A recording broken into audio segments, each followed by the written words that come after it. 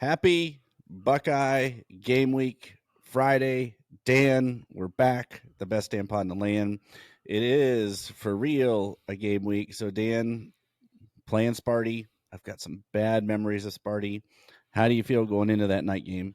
This year I feel really good. The football gods are playing with us a little bit by making us wait until the nighttime. Right. And then lining up probably the three best games of the day, all at the exact same time, as the Ohio State game. So, that's always wish they'd have those games spread out a little bit. But I'm not worried about it. Not this year. I think the weather's going to calm down before the game starts, so it shouldn't have that big of a factor on it. And I think even if we just have to run the ball, we'll dominate them. It won't be like that Northwestern game where there was an 80-mile-an-hour wind gust and you couldn't throw the ball at all, right? No, and that Northwestern game would have been completely different with this running game. Yeah. 100%. So, guys, if you missed it, our Blitz to 500 is over, but we're still blitzing, man. We're still growing. We even added more people since last week, so thank you, guys. We're definitely trying to unlock the treasure box that is YouTube, because we want to be part of those recommended videos. So we're working on that. But thank you guys for everyone that subscribed. And I wanted to take a minute, Dan. We have, like I told you, we have a little platform here. And I'm going to use my platform for something non-Buckeye related real quick. And don't worry, it's not politics. I just wanted to say to the Oakland Athletics fan base, I'm sorry for what you're going through. It absolutely sucks. Rob Manfred, you're an ass. I hate that they're going through this. I lived through it with the Browns when the organization completely left Cleveland. I was at the last game at Municipal Stadium for the Indians, and I was at the last game for Municipal Stadium for the Browns. And I remember how heartbreaking that was and how it felt. And seeing the guys scooping dirt into water bottles yesterday for the fans, I guess it was 2 days ago. And then yesterday they get the win. It's a sold-out crowd. I've been to the Coliseum one time in my life. It was great. It was an evening game. It was like 7:00, and the wind, there was a breeze, and it was beautiful. It was in the upper 70s. And I remember thinking, my goodness, like this is just perfect. And I was in my late 20s. I was on out west doing something for my job, and I happened to have an opportunity to go. So I'm sorry, guys. I feel for you. It bothers me deeply. And I wish there was something that could be done to keep that team in Oakland. So hang in there. Maybe they'll bring a baseball team back. Yeah, total money move. Definitely feel for that fan base. Did see a really cool video of them recording the last out, and it was to the theme song from the movie Moneyball. Yep, I saw it. It was pretty cool. Yeah, it's a little different, doesn't it? Yeah, a little bit. Yeah. So no, that didn't need to happen. No. They had the money to stay. They could have done anything that they wanted to with the stadium. It was a total, greed money move. And yeah. I don't know what kind of stadium they're building in Vegas, but I don't care. Leave people alone. Leave fan bases alone. Leave teams alone, man. Yeah. There was times that, the Indians had threatened to leave town. So just don't. Yeah. It's okay to be a mid-market club. The Indians had a great year this year. They won the division. No one expected them to do anything. So yeah. Anyways, so on the note of baseball, since we're talking about that, I do have it on pretty good authority that we're about 2 months away from it being formally announced, but it's already been decided that both Salt Lake City and Nashville will be getting expansion teams. That would be great. Yeah. So Nashville, I think would be a great baseball town. I can see that. Salt Lake City, I don't know much about it. I know the Jazz are there. Yeah. It's a bedroom community. Very family oriented. They support the heck out of the Jazz. They've got the hockey club up there now that moved from Arizona. So it'll be interesting to see what sort of support they get for that. I'm sure it'll be off the hook. Yeah. They don't have a lot going on up there. So, yeah, I think they're going to support their sports teams. So Saturday night, guys, just a reminder, the game is streaming on Peacock. I didn't say that the other way. Thankfully for me, I don't have to listen to Joel. I am a Michigan homer clat, even though I went to Colorado. For those of you like me with YouTube TV, we're not going to be able to do the quad box to check out what's going on with Bama and Georgia. So just keep that in mind if you're watching it on Peacock. I'm probably just going to set up a tablet, on my ottoman and with the YouTube TV and just kind of watch the Georgia Bama game. And if the Michigan State Ohio State game gets out of control, I may, do some flipping back and forth. But just a reminder, you won't have that option to be viewing both games. The other thing I would mention is it's not 7:00 anymore. It's been pushed back to 7:30. So if you've seen the graphic is wrong. It's 7:30, not 7. So Dan, speaking of Sparty, Saturday night, what are we betting on? I've got 2 plays that I really like. We started out that first week 0-2. Since then, we've been 4-0, 2-0 each weeks. Each of the last 2 games, I picked 2 plays per week. I wouldn't call that a heater, but it's, maybe a plate warmer. But this week, I like the Ohio State total team touchdowns over 4.5. So that means if we score 5 touchdowns, you win. I also like us putting up over 19.5 points in the first half as a team. That's not the game total. It's the Ohio State team total.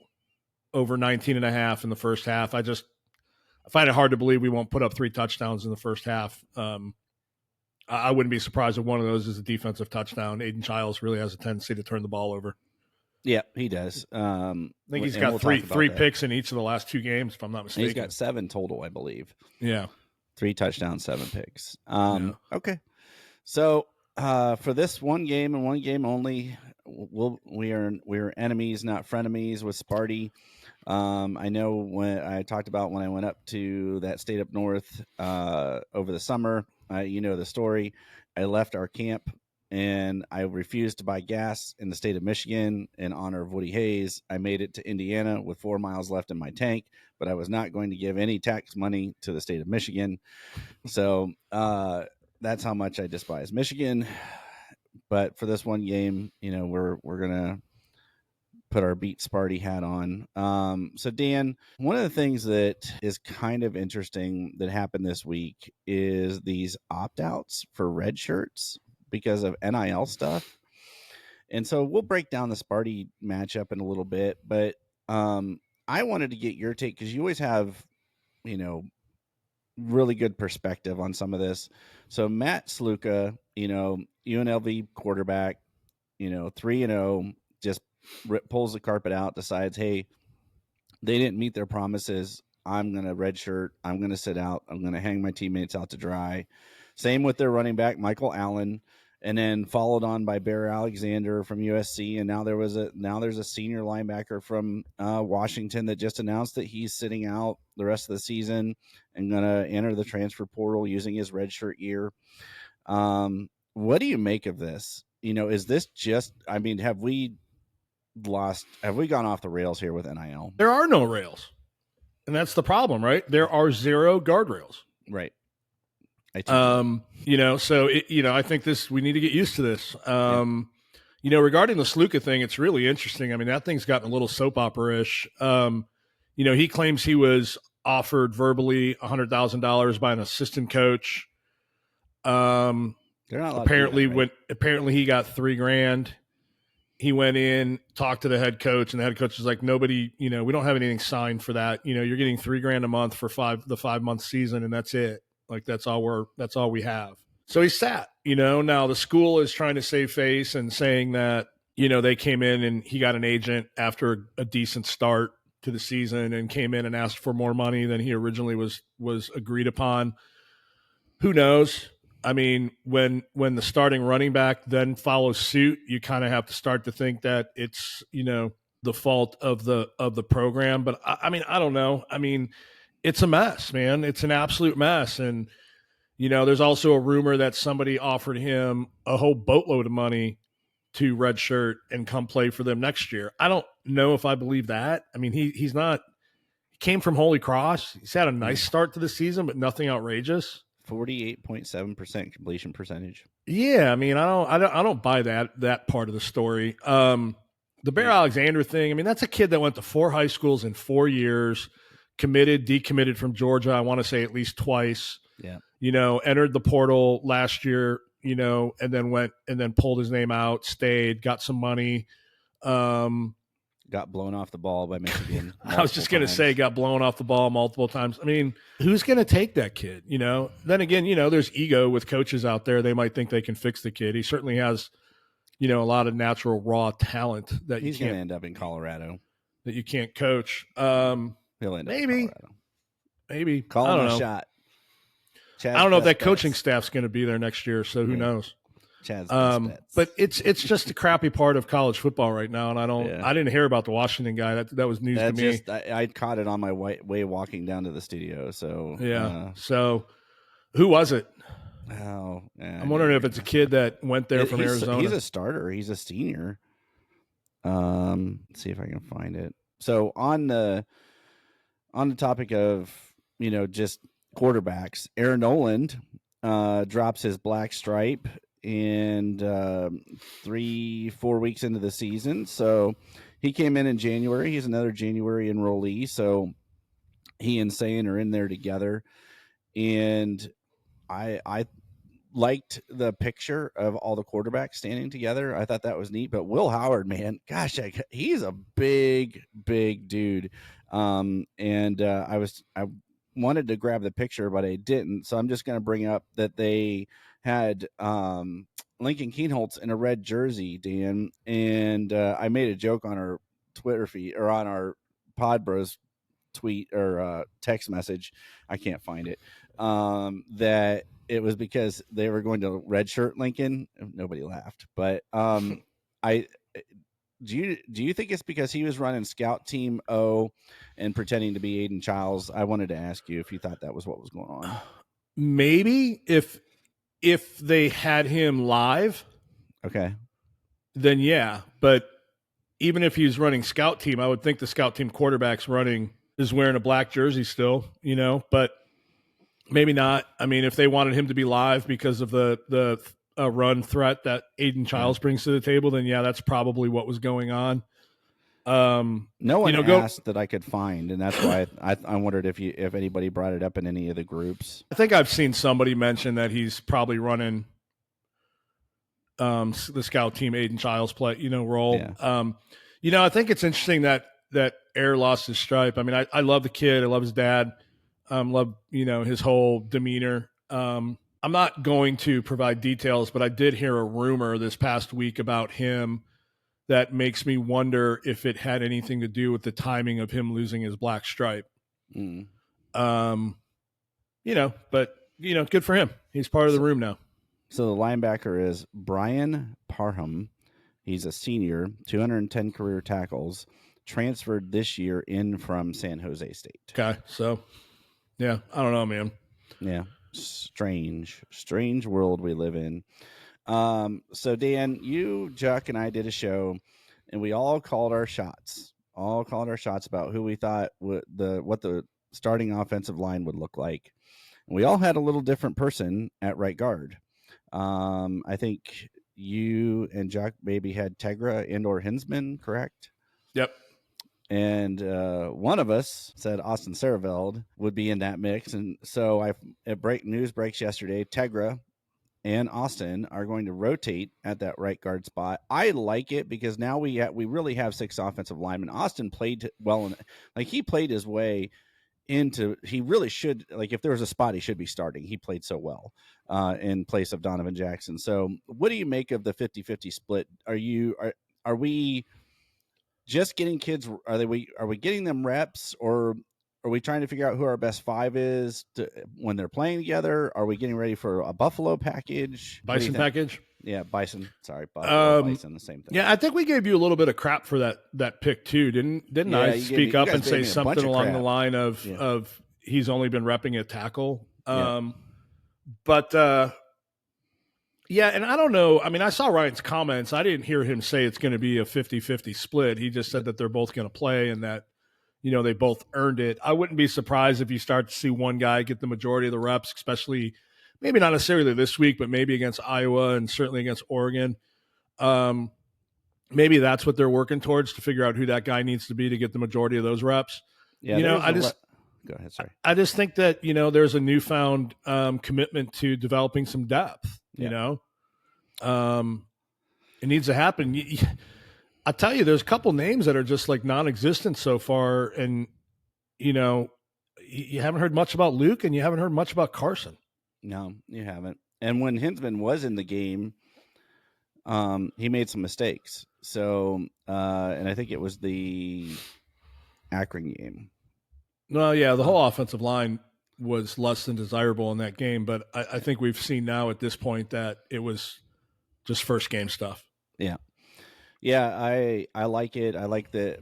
There was an 11 Warriors article that I read that said that they were going to split reps. So that's where that, came. I don't know if they actually said 50-50, but they're going to split reps. So, okay, very good, man. I was just curious. I wanted to get your take on it. So the other thing that came out this week, listening to the press conferences, and this has been covered quite a bit. Ryan Day and Jim Knowles. So we get Jim Knowles on a week that we actually wanted to get Jim Knowles because the way that the defense played against Marshall. Jim Knowles, points the finger at himself, says he didn't adjust fast enough. No kidding. But no silver bullet of the week on defense, Dean. Is this Nick Saban-esque trying to motivate that defense? You just took the words right out of my mouth. I was going to say it's very Saban-esque. Okay. Yeah, I think that's exactly what it is. Zero doubt that that's what that was. I don't have anybody sitting here, popping into my mind as to who had a dominant game that game. Maybe Tywan Malone. People thought highly of him. I thought Lathan had another good game, though he did get beat on that touchdown. Non-touchdown. I think that was a touchdown. There is an angle. Like, one of the angles to me shows his toe down and his heel never touching. So I thought it was a touchdown. Yeah, that's exactly what it was. It was a message being delivered by the coach at a time that it was completely inconsequential, but it should, have some legs to it. Yeah, I was frustrated. I think I was definitely frustrated. That we were even in that position, that they let them just kind of drive down the field that way to end the half. The whole first half, I could not figure out what we were doing. And then I sat in and watched some of the film studio that Juck put out and that Menace puts out, their platform puts out.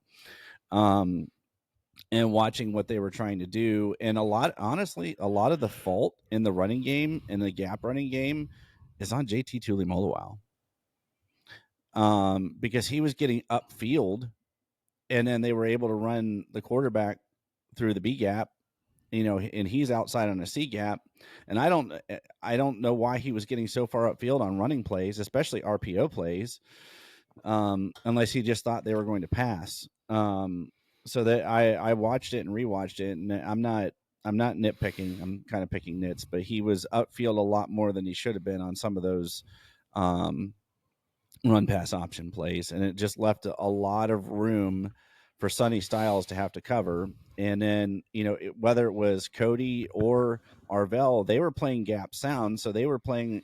One was playing the B gap on the other side, and so Sonny either had to take the quarterback in the B gap where the run was, and he had to kind of slow play it because he had to make sure that the running back wasn't going to go outside the C gap and take it to the outside. So he had to wait and slow play it and wait and see who was going to actually have the football.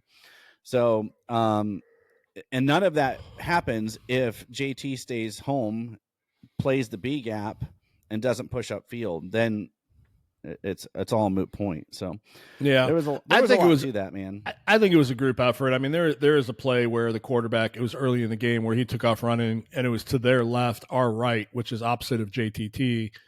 And I just think, linebackers were flat footed, slow to react. Yeah. Knowles didn't adjust nearly as quickly as he could have. Chris had a really good point on Juck's show this morning.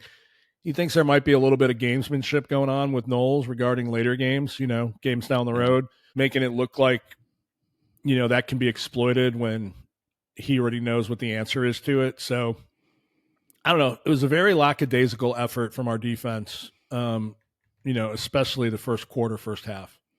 Yeah, and you mentioned Taiwan Malone, and I jotted this down on my phone. I wanted to give Dylan Davis some props because since the spring, he's about the only guy I've been hearing talk about Taiwan Malone looking different, playing different, and then when he gets an opportunity, Taiwan, had a really good football game. So, shout out to Dylan for noticing and watching that. So, you want a prediction about Taiwan? Sure, let's hear it. I bet he barely plays this week. Probably. And I've got a nefarious reason for it. I think it's Jim Knowles, kind of went out of his way to give him props. I think there's still something there between Larry Johnson and Jim Knowles to where there's a little bit of a rub. And if Jim Knowles is propping up Taiwan, I wouldn't be surprised if LJ doesn't rotate in there nearly as much, just to, pound his chest a little bit. All right. Well, I hope I'm wrong, but we'll see. I'm glad you brought this up because I wanted to bring up the injury update for Tyliq. So he practiced on Wednesday. He looks good. Sounds like he can go Saturday. I heard that he practiced yesterday.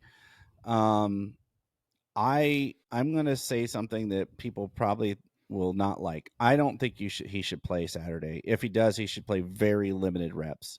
You're going to need him for Iowa, and you're going to need him for Oregon. I don't think we're going to need him for Michigan State. Freudian slip there. Same team, just different colors. And I think, if you want to give him a few game reps, hold him to under 15 snaps, but there's no reason to risk him further injuring the arm injury. Do we know what it is? I think we've assumed elbow or shoulder. Yeah, it's an elbow is what I was, I guess, read. Nobody told me that. I read that it's an elbow. Yeah, if it's an elbow, then I might rest him. It just depends if it's something that he can aggravate again. Because, like you said, what we don't want is for it to be an issue. Because now we're 2 weeks away from the Oregon game at this point. Yep. Right? 3 games away, but 2 weeks away. 2 calendar weeks. So, wow, that's actually exciting. What a day that football that's going to be too. Yeah, I know that's a little out there, but I'm not. I would not. He can travel, but I would not play him. I haven't seen a time announced for that yet. It's got to be the NBC game. That's what. Yeah. So my wife asked me yesterday. We were driving home because there's some other stuff going on that weekend, and I was like, just plan to do everything without me because I know it will not be a noon game because that would be 9 a.m. on the West Coast. But I said, if I were guessing, it's going to be the CBS game of the week at 3:30. But that's guessing. It just depends on who has first pick that week. I think the CBS game's already been determined. Okay. Let me look and keep talking. Okay. Well, I was just looking it up. Still says TBD. Oh, everything's TBD that week. Yeah. That would be a the CBS game would be a 12:30 local time start, which is reasonable. But quite frankly, I think it's still, I can't say that's any earlier than when we play a noon game, right? I 12:15. I think it's gonna be the NBC game, personally. But we'll probably know this week. I would hope so. Yeah, I would hope so. They've announced a couple other games this week, so I would hope we would know. So on the topic of injury updates, did you listen to Donovan Jackson, his presser this week?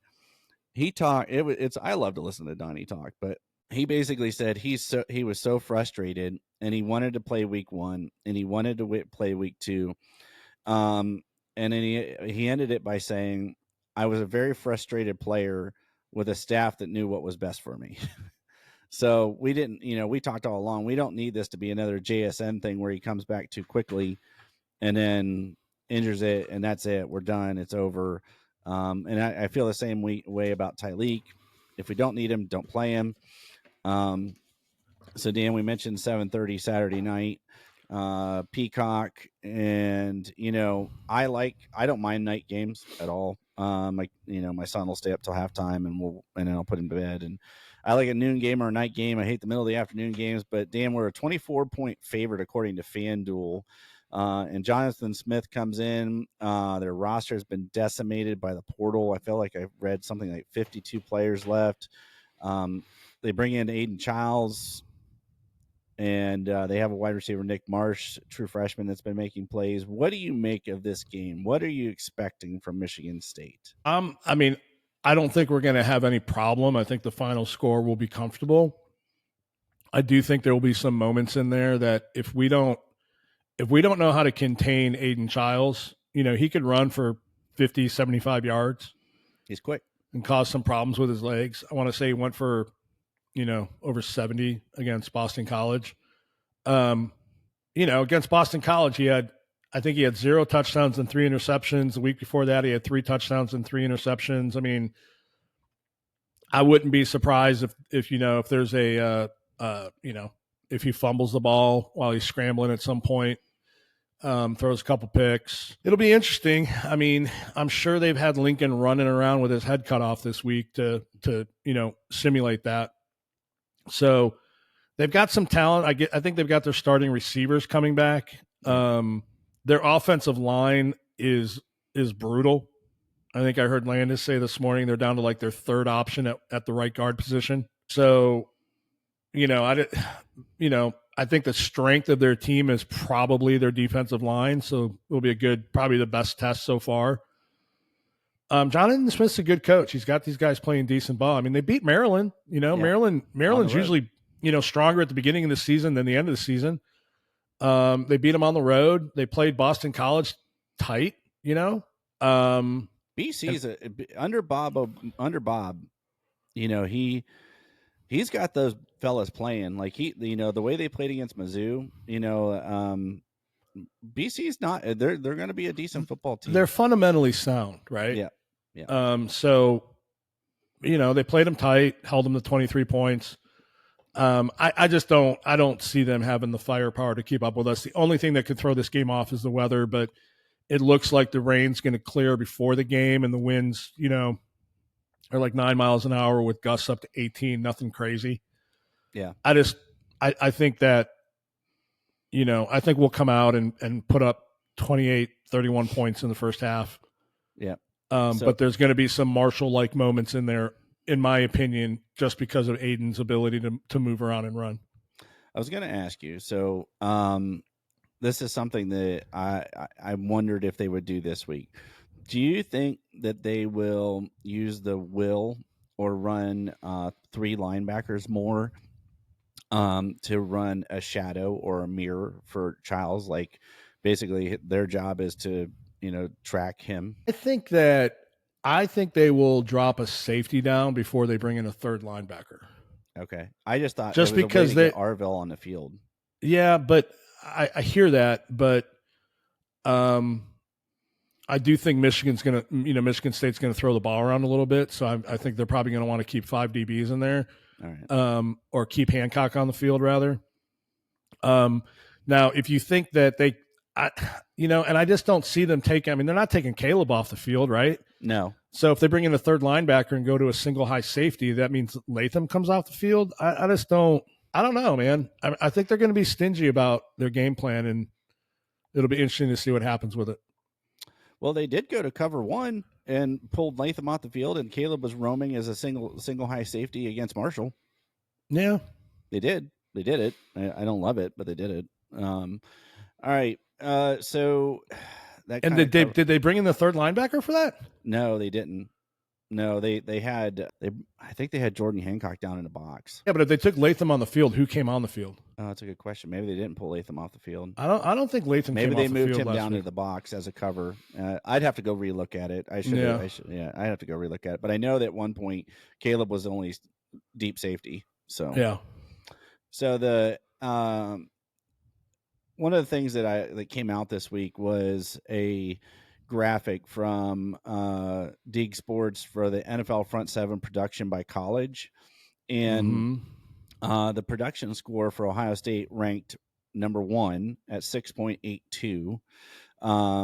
And their tackles and tackles for loss, they ranked really, really high. And so I wondered, Dan, are we too critical of what our defensive line is doing? Are they doing what this is that Devin Brown question from the Marshall game.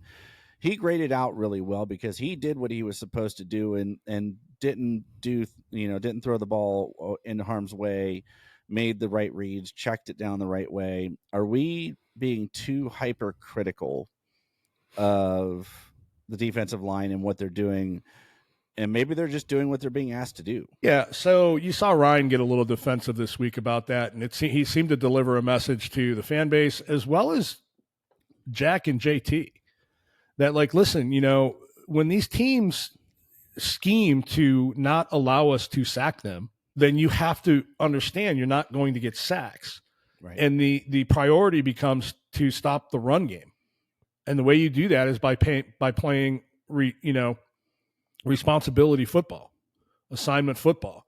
Yep. Now, I heard somebody talk the other day out of 31 pass attempts that Marshall had, 25 of them were either 0 or 1-step drops.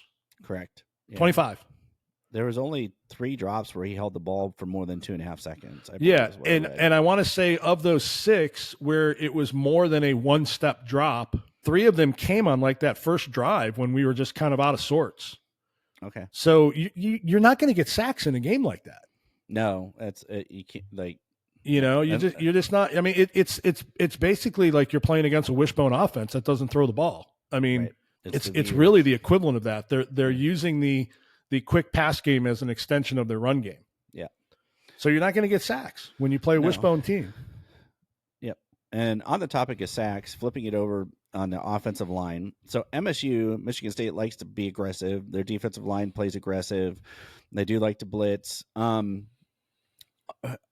What do you expect out of Josh Fryer this week? Because he did have that one whiff last week that led to like an 11-yard sack of Will Howard. And I mean, Will was it looked like he was even surprised, like, why is this guy in here already? Yeah. And so he there wasn't much he could do with it. He ate the ball. He did the smart thing. He didn't throw a pick or anything. So do you think that, I guess where I'm at is I still feel like Josh Fryer's the weak link on the offensive line. And I know we don't really have anywhere else to go with this, but what are you expecting from Fryer this week? Do you think it'll be a better week? Do you think it'll be a prove it week? I think Josh Fryer grades out a champion. Okay. Which people need to understand what that means. That means that, you grade out 80% or better on what you were supposed to do. Okay. And I think there will be a couple plays in the 20% in which he doesn't grade out a champion that will stick out like a sore thumb. I think that's Josh Fryer right now. Okay. I think he's improved year over year. I definitely think that he's improved year over year. You're seeing him get to the second level. You're seeing him, maul some people. He just has 1 or 2 plays a game that it's like, what WTF, and people focus on those. I would tend to agree with you. I tend to, kind of catch one play and I'm like, what are you doing? Yeah. It's always the play that doesn't go well that you remember. Right. Especially for a lineman when you don't notice when they do their job. Yes, true. So another question I had for you, Dan, is over under 12 carries each for Trey and Q this week. So a total of 24 runs or more. Yeah, over. Absolutely over. Okay. I think they're still, I think they were on a pitch count those first 3 games. I think they probably want them to be on a pitch count for this game. But if the field is a little soggy or, there is a little bit of wind or a little bit of rain, I think we're going to run the ball a lot. And I think they will rotate those guys out quite a bit. All right. Excuse me. I mean, I would expect us to have 35 to 40 rushing attempts. And I can't imagine that if they both went under 12, that means half the carries are going to go to James Peoples. Okay. That's fair. And then I wanted to get your opinion on something, and we've kind of talked, and Juck talked about this morning too a little bit. I really, really want to see Brandon Innis on the field more, and I need you to come up with a creative way to get him on the offensive side of the football. So give me an idea, Dan. If you're gonna pull somebody off the field, who is it? Our tight ends. Line Innis up at tight end. I'll just go 4 wide. Yeah. His time's gonna come. I really want to see more of it. Yeah, I mean, somebody's going to get dinged up along the way. Yeah. He's going to play the majority of the snaps in one of the games as one of the top 3 guys. Keep him active in the return game. I wouldn't be surprised to see, Chip go 4 wide. I mean, we've already seen it this year, so I wouldn't be surprised if some of our game plans have us going 4 wide.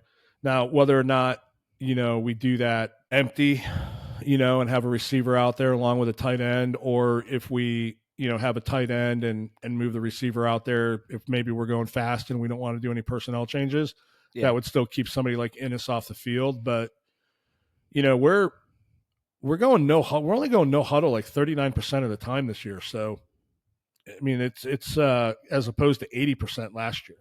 Mm. So I don't think there is as opposed to doing some personnel changes since they're huddling up so much this year. Fair enough. All right. So there was one other topic that's not in our notes, and it's percolated back up since the touchdown for Marshall. It's a big word. Yeah, percolated, risen to the top. Yep. The turf at the Horseshoe. And so the reason I said I thought he was out of bounds is when he landed, you could see the black pellets kick up from the white. Now, I did see that. So I thought, okay, definitely out of bounds. They'll be able to use that. But what that did was bring up when Stone Earl slipped and Taiwan Malo fell on him, and there was a couple other slips in the game. Everybody started talking about the turf again. And I remember Gene Smith a while ago saying, we just put that in. We're not doing anything with it. So, Dan, would you, if you're Ohio State, you're Ross Bjork, you're going to do all these renovations to the stadium, you're putting in the 1922 club, and if you call me bougie, I will hang up my phone. Chuck. But would you go back to grass? I'm leaning that way. I'm kind of leaning towards the grass. Like, if I'm going to give you money, Ohio State, put it in a grass field. Yeah, well, Swanky Chad, would I love to see grass in the shoe? Yes. Is grass going to get put back in the shoe? Absolutely, unequivocally not. Man. Now that they're doing concerts and stuff like that in there, that's the worst field turf to have in there for multi-venue use. Yeah. Juck did a really good job of breaking down the slit film and the micro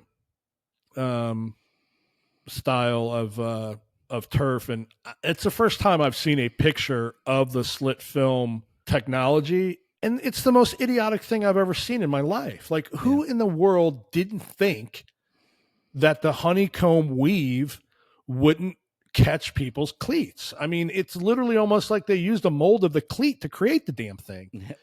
I mean, it's the stupidest thing I've ever seen. Yeah. It looks better and it lasts longer, but I mean, come on, man. Our football is generating $250 million a year. We're not a school that needs to be worried about replacing turf a year early.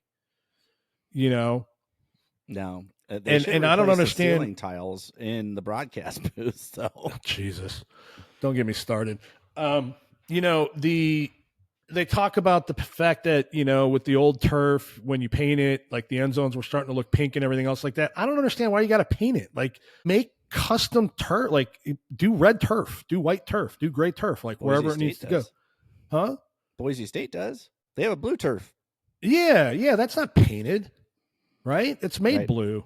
Yeah. So I don't understand some of the excuses we've heard for why we don't go back to the old stuff. I know the NFLPA is trying to, they're trying to go back to all grass in all their stadiums. I don't see that happening. I mean, you can't. I mean, some of the stadiums have domes, so how are you going to do that? I did. I'm sorry. Well, I mean, Arizona did that, but they've got the field that slides out into the sun. The most of your dome stadiums weren't built that way.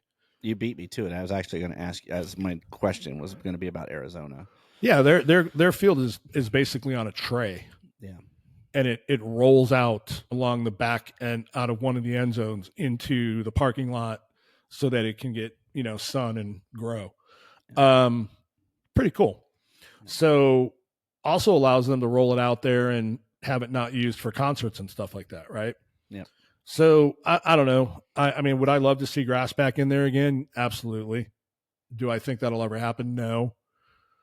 I don't know. In Ross, we trust. I have a feeling this guy's going to do right by us 98% of the time.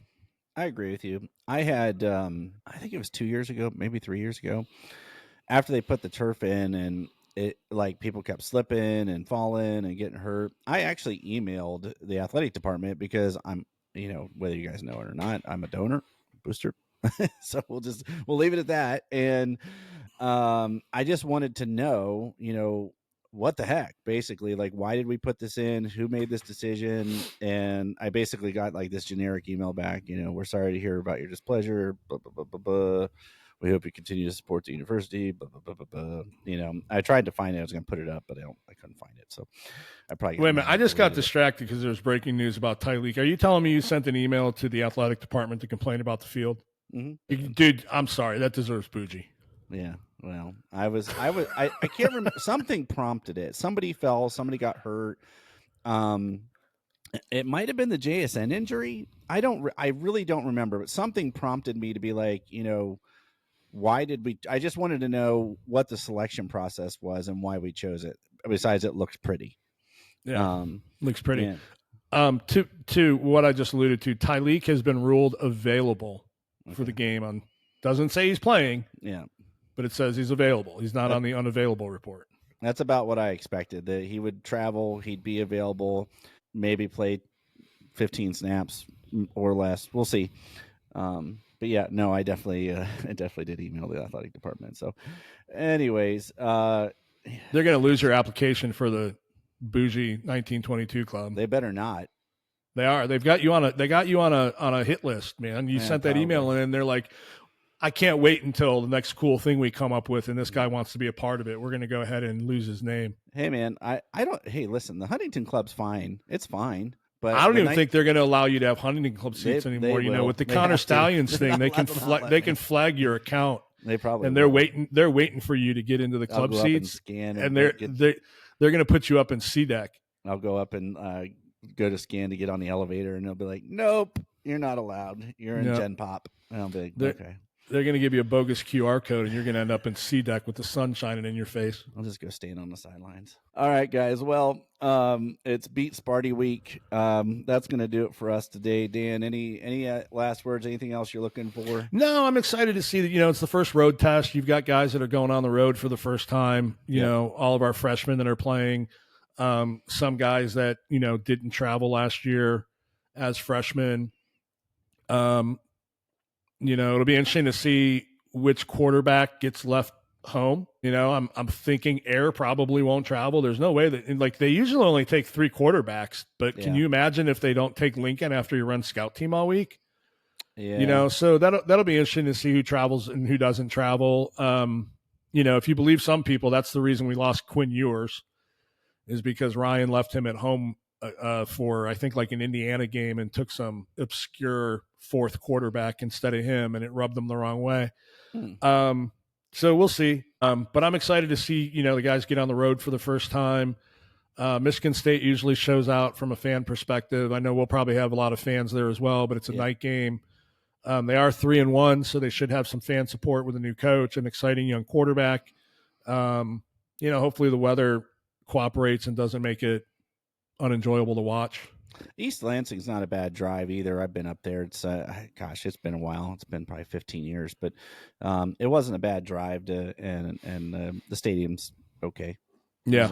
wasn't awesome. But I can't remember why we decided to go, but we just decided like hey, let's go to the Ohio State Sparty game. Yeah. But yeah, I agree with you. I think that it'll be interesting to see what happens. I know that they were pumping very loud crowd noise into the Woody this week. If you listen to Bill Landis, he said he walked in and was not expecting it to be that loud. So they are. It sounds like Ohio State is expecting a ruckus crowd from the Spartan faithful. So. And I'm sure Will Johnson Enjoyer will be watching very closely since he's actually a Spartan fan and not a real Michigan Wolverine fan. But that's going to do it for us today, guys. A little Twitter joke there. But you guys have a good weekend. Go and enjoy yourselves. Stay safe. And as always, Go Bucks. Go Bucks.